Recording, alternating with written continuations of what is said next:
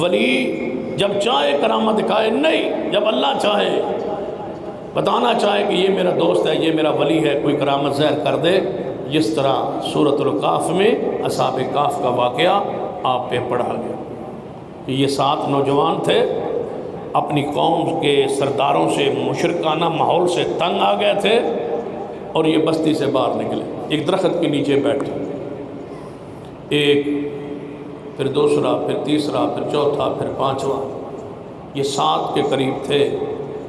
قرآن نے تعداد بیان نہیں کی، اتنا بیان کیا ہے کہ کچھ کہیں گے 3 تھے اور چوتھا ان کا کتا تھا، کچھ کہیں گے 5 تھے، چھٹا ان کا کتا تھا، کچھ کہیں گے 7 تھے اور 8واں ان کا کتا تھا۔ تو اللہ تعالیٰ فرماتا ہے یہ سارے اٹکل بچوں لگا رہے ہیں، لیکن 7 تھے اور 8واں ان کا کتا تھا، اس کا اللہ نے رد نہیں کیا، جس پر محدثین نے لکھا ہے کہ 7 تھے اور 8واں ان کا کتا تھا۔ وہ بار کتا بھی آ کے بیٹھ گیا۔ ویسے ولیوں کی شان نہیں ہوتی ہے کتے شتے پالنا، اس سے بعض لوگوں نے کہا وہ کتوں والی سرکار بھی ہونا ضروری ہے اور کتے بھی پالنا ضروری ہے، ایسی کوئی بات نہیں، یہ اتفاقی امر ہے۔ باہر نکلے کتا ایک ساتھ ہو لیا، تو یہ بیٹھے تھے، آپس میں تعارف ہوا، اس نے کہا میں بھی تنگ قوم سے، اس نے کہا میں بھی تنگ، اس نے کہا چلو یہاں سے نکل چلے، اس مشرک بستی میں نہیں رہنا۔ ولی تھے، نیک تھے، پرسان تھے، مواعد تھے، جہاں ایک پہاڑ کے غار میں چھپے اور ان کی تفتیش و تحقیق اور ان کی تلاش جاری ہے۔ بادشاہ کہتا ہے یہ 7 بندے میرے عقیدے کے خلاف، اور یاد رکھنا کافر جو ہوتا ہے نا وہ ہمیشہ متشدد ہوتا ہے۔ پتہ نہیں ہم سمجھتے ہیں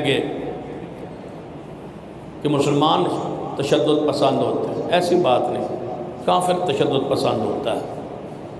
بتاؤ ابو جہل کی کیا لڑائی تھی رسول اللہ سے؟ تشدد کون کرتا تھا؟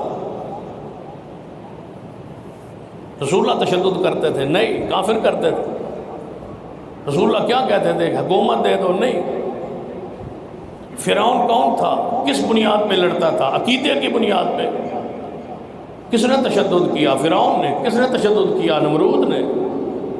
کافروں کی تاریخ پڑھ لو، ہمیشہ تشدد مذہب کی بنیاد پر کافر کرتے ہیں، مسلمان نہیں کرتے۔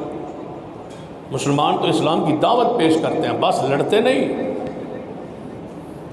لیکن کافر ہمیشہ تشدد میں رہے، انہوں نے مارا ہے اسلام والوں کو، اسلام انبیاء کو شہید کیا ہے، مذہب کی بنیاد پر وہ لڑے۔ مسلمان کب لڑتے؟ ساری تاریخ اس طرح پڑھ، ان 7 جوانوں کی تلاش میں نکلی پوری قوم، پوری فوج، پوری حکومت کہ ہم نے ان 7 بندوں کو بس 7 بندے پورے ملک میں کیا کر لیں گے، لیکن تشدد ہے۔ ایک بندہ بھی ایسا نہیں ہونا چاہیے جو کڈر ہو، جو دین بیان کرے، توحید بیان، اس کو بھی مارو، مٹاؤ، ختم کرو، اس کو تلاش کرو، کہاں نکل گئے، کہاں چھپ گئے، یہ اکٹھے ہو گئے تو پتہ نہیں کیا انقلاب لے آئیں گے۔ اللہ نے کو غار میں پہنچا کے سلا دیا۔ یہ کرامت 300 سال، 9 سال اوپر یہ اصحاب کہف سوئے رہے۔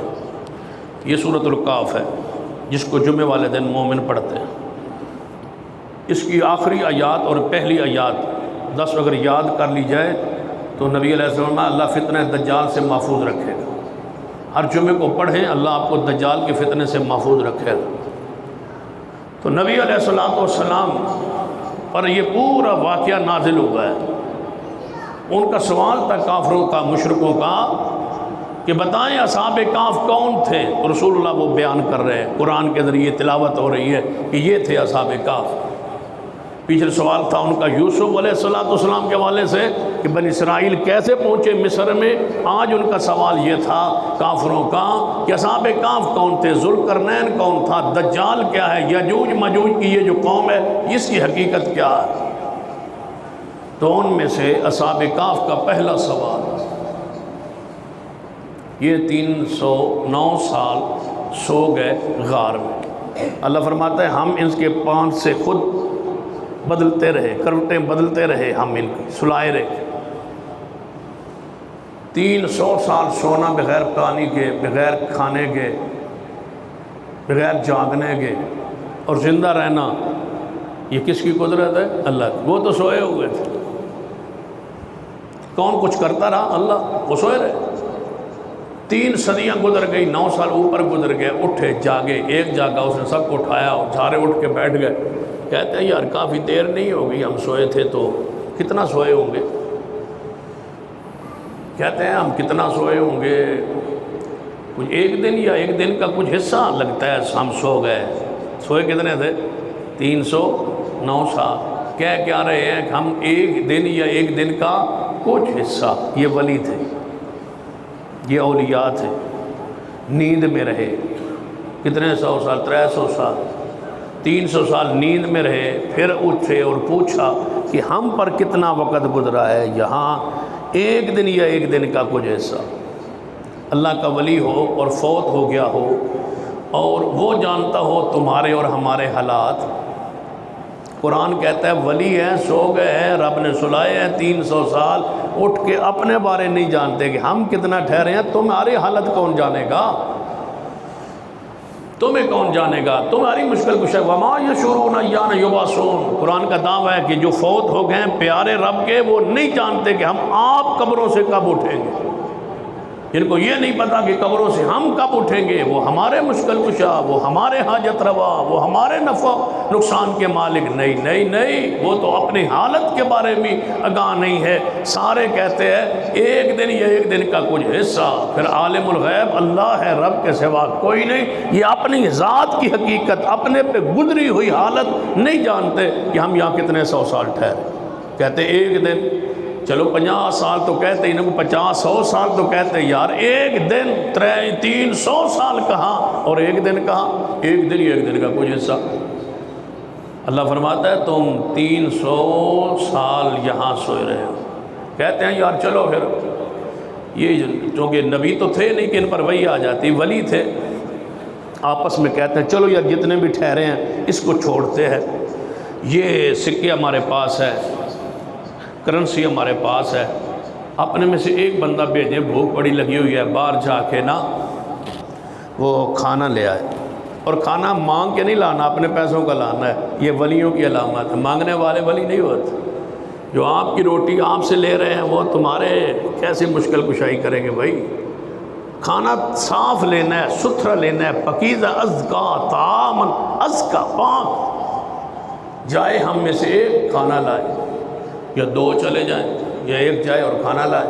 کہتے ہیں 1 جائے گا کھانا لائے گا، لیکن خیال رکھنا، اس خیال سے جانا کہ کوئی دیکھے نہ، کوئی پہچانے نہ، اور جا کے روٹی لے کے، کھانا لے کے، خرید کے جلدی آ جانا اور صاف کھانا لانا، اور اگر پکڑا بھی جائے تو بتانا نہیں ہے کسی کو، اور اپنی پوری جو ہے خیال دھیان سے جانا ہے۔ یہ ڈرا بہکا باہر نکلا، چلا آ رہا ہے، بازار میں پہنچا، قریب کو شہر تھا، بازار پہنچا، وہ سکے نکالے، اس کو کہا بھائی ہمیں روٹی دے، کھانا دیں، یہ پیسے۔ جو پیسے دیکھے نا وہ مفسرین نے لے کے آیا 300 سال کا پرانا سکہ۔ وہ کہتا ہے یہ پیسے، یہ کرنسی، یہ ملک، یہ حکومت، یہ کہاں سے تو لے آیا ہے؟ یہ کون ہے تو؟ کہاں سے تو آ گیا ہے؟ نہ تیری بولی سمجھ آئے، نہ تیری صورت ہمارے ساتھ کوئی ملے جلے، نہ رہن، نہ سہن، نہ طور، نہ طریقہ، نہ کرنسی، تو ہے کون؟ بتاؤ ایسا بندہ ہمارے آ جائے، پورا شہر اکٹھا ہو جاتا ہے، بدنی میں کیا ہے اس کو؟ وہ پورا بازار اکٹھا ہو گیا، کہتے تو کون ہے؟ وہ کہتا ہے ہم کل ہی تو یہاں سے گئے تھے، یہ کرنسی نہ کہے، یہ کرنسی کوئی دیکھے، یہ تو اس زمانے کی نہیں ہے۔ اس نے کہا ہم کل ہی تو یہاں سے گئے تھے۔ انہوں نے کہا پکڑو، کوئی جاسوس لگتا ہے، یہ ہے کون جو کہتا ہے کہ کل یہاں سے گئے تھے؟ ابھی تو یہاں سے گئے تھے، کھانا لینے آیا ہو۔ قرآن کہتا ہے کہ پھر وہ قوم والے ان کے پیچھے لگے، پکڑا، دکھا تم کہاں ہو؟ اس نے کہا ہو تمہیں دکھاتا ہوں۔ جب غار میں وہ پہنچے، وہ بندہ، ساری قوم بھی ساتھ تھی، تو انہوں نے کہا میں اندر جاتا ہوں۔ اللہ تعالیٰ فرماتا ہے 309 سال گزرنے پر کتا اس طرح باہر بیٹھا ہوا، وہ سوئے رہے، کتا جاگتا رہا۔ اتنے 100 سال اس نے پہرا اللہ نے دلوایا کتے سے۔ اللہ جس سے جو کام لے لے، ابابیلوں سے لے لیتا ہے، چڑیوں سے لے لیتا ہے، پرندوں سے لے لیتا ہے، درندوں سے لے لیتا ہے وہ۔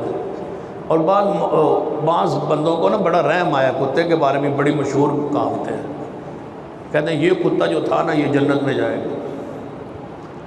اس پر پورا باس ہے، عقیدہ ہے بھئی کتا جنت میں جائے گا، یہ کتا جو ہے نا یہ جنت میں جائے گا۔ جنت میں کیوں جائے گا بھئی؟ ولیوں کے دروازے پر، ولیوں کے دروازے پہ کتے کا رہنا اور بات ہے، جنت میں اس کا کیا تعلق؟ کتوں کے لیے جنت نہیں ہے، جنت انسانوں کے لیے، حیوانوں پرند چرند کے لیے جنت نہیں ہے، یہ مکلف نہیں ہے، ان کا حساب کتاب نہیں ہے، یہ اٹھیں گے نہیں قیامت والے دن بھائی ان کا کوئی حساب کتاب ہو، یہ کوئی جنتی۔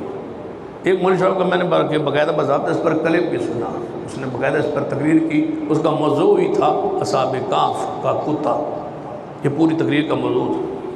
اس نے کہا یہ جنت میں جائے گا، اللہ اس کو انسانوں والی شکل دے گا، کتے کو پہلے انسان بنائے گا، کیونکہ کتوں نے جانا نہیں ہے نا، پھر مولوی نے اس کو انسان بنانا پڑا، وہ انسان بنے گا پھر جنت میں جائے گا۔ تو پھر میں نے ایک جگہ تقریر کی تو میں نے کہا بھائی یہ پرانے کسی انسان کی صورت میں جائے گا یا نیا انسان بنایا جائے گا؟ کچھ وضاحت بھی تو ہونی چاہیے بھائی، انسان جو بنے گا پرانے انسانوں میں سے کسی کی شکل بنا دے گا، کہتے ہیں وہ نیا تو نہیں، پرانے کسی جو بندہ جہنم میں جا رہا ہوگا اس کی شکل اللہ تعالیٰ اس کو دے دے گا، پرانے کسی انسان کی۔ میں کہا حضرت پھر تمہاری شکل میں ہی جائے گا، کسی اور کی شکل میں تو نہیں، کسی اور کو کتا کیوں بناتے ہو؟ خود بنو نا اور کہو کہ کتا جنت میں جائے گا، میری شکل میں جائے گا۔ بدبختو، یہ باتیں قرآن اور سنت دین شریعت میں نہیں ہے، جو ہمارے ہاں رواج پا گئی۔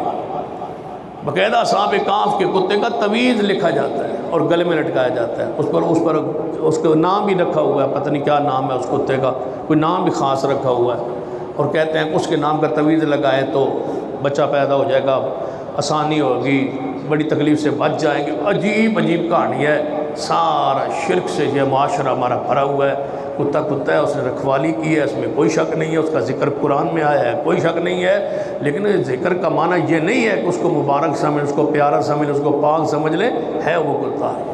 جب وہ اندر اللہ کا ولی داخل ہوا تو اللہ تعالیٰ فرماتا ہے کہ ہم نے ان پر پردہ ڈال دیا، اب کسی کو وہ نظر نہیں آیا، اب ساری قوم باہر کھڑی رہی کہ وہ کدھر آئے، وہ فوت ہو گئے، کہاں گئے، یہ اللہ کے علم میں ہے، اس غار میں اندر چلے گئے، کسی کو پھر نہیں نظر آئے۔ غار کتنا لمبا تھا، کسی کو ہمت جرت نہیں ہوئی کہ اندر جا کے وہ ان کو دیکھ سکے یا اندر جا سکے۔ تو وہ قوم شرک والی تھی، کہنے لگی ہم ان کی اس جگہ پر مسجد بنائیں گے، سجدے کریں گے، چڑھاوے چڑھائیں گے۔ اس قوم نے یہ شرک ان کی اس یادگار پر کرنا شروع کر دیا، جبکہ قرآن میں حدیث میں رسول اللہ فرماتے ہیں لعن اللہ الیہود والنصارى، یہود و نصارہ پر لعنت ہو، انہوں نے نبیوں کی قبروں پہ سجدہ کیا۔ یہ نبی کا معجزہ معراج تھا، یہ ولیوں کی کرامت تھی۔ آگے ذوالقرنین کون ہے، یاجوج ماجوج کی قوم کی حقیقت کیا ہے، اسی حوالے سے دجال سورہ کہف سے اس کا تعلق کہ وہ محفوظ رہے گا بندہ دجال کے فتنے سے، جو اس صورت کو پڑھے گا۔ یہ تین مسئلے انشاءاللہ تفصیل سے کل بیان کریں گے، ذوالقرنین کی حقیقت اور دجال کی حقیقت اور یاجوج ماجوج قوم کی حقیقت۔ یہ آج کی منزل میں گزر چکی ہے، بیان میں انشاءاللہ کل آئے گی۔ اللہ سے دعا ہے اللہ مجھے اور آپ کو توفیق